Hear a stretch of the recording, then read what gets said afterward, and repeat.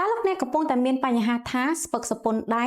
ឬក៏មានអារម្មណ៍ថាមិនសូវមានកម្លាំងនៅកដៃនិងបាតដៃរបស់អ្នកទាំងមូលបន្ទាប់ពីការកាន់ទូរស័ព្ទយូរឬក៏ចុចកុំព្យូទ័រយូរ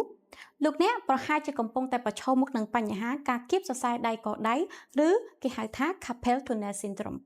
ប្រសិនបើដូច្នោះមែនដំណឹងល្អនោះគឺនៅ ICC យើងនឹងផ្ដល់ជូននូវការព្យាបាលដ៏ធម្មជាតិចង់នឹងថាមានអ្វីខ្លះនោះតោះទៅតាមដានទាំងអស់គ្នា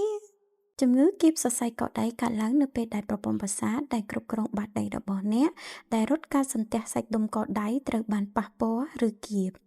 ប្រសាទនៅកដៃរបស់អ្នកជួយឲ្យអ្នកអាចកម្រើកកដៃបាននិងផ្ដល់អារម្មណ៍ទៅកាន់បាតដៃនិងម្រាមដៃទាំងមូលប្រសិនបើមានការគៀបណាមួយនៅលើប្រព័ន្ធប្រសាទមួយនោះវានឹងធ្វើឲ្យអ្នកមានអារម្មណ៍ប្លែកពីធម្មតានៅបាតដៃនិងដៃទាំងមូលរោគសញ្ញាបញ្ហាជំងឺគៀបសរសៃកដៃទី1ស្ពឹកនៅកដៃឬម្រាមដៃរបស់អ្នកជាពិសេសចុងម្រាមដៃរបស់អ្នកទី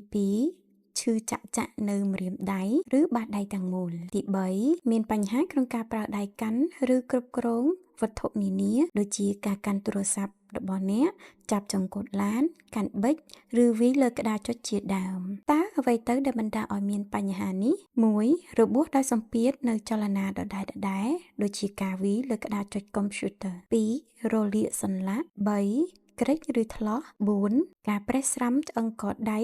ឬបាក់ឆ្អឹងកដៃនៅ clinic របស់យើងមានឯកទេសនៅក្នុងការព្យាបាលបែបស្រាលដោយគ្មានថ្នាំដើម្បីបន្ធូរសម្ពាធលើកដៃនិងសរសៃប្រសាទរបស់អ្នកការព្យាបាលរបស់យើងអាចរួមបញ្ចូល1ការកែតម្រូវយ៉ាងស្រាលចំពោះកដៃ